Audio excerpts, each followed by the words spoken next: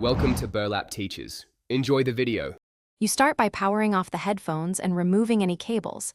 This prevents shorting and keeps connectors safe. Once done, set the unit on a soft towel and remove the ear cups by sliding then lifting. Pay attention to how the latch engages and where any ribbon cables tuck. Make sure to collect screws and clips in labeled containers because reassembly depends on correct placement. Photograph each position as you go so you can reverse the steps without guessing. You now expose the headband by peeling the cushion back just enough to reveal hidden screws and clips. Use a plastic spudger to avoid scratching. Once done, remove screws and detach any ribbon cables or adhesive strips slowly, because adhesives can tear delicate wires. Make sure to inspect the internal plastic or metal headband for cracked mounts or worn anchors, and note where reinforcement or replacement parts are needed, since that determines whether a simple cushion swap will fully restore function.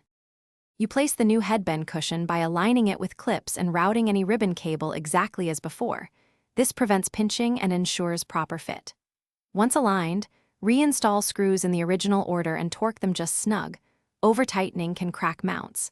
Then test the tension and ear cup rotation before fully seating the cushion.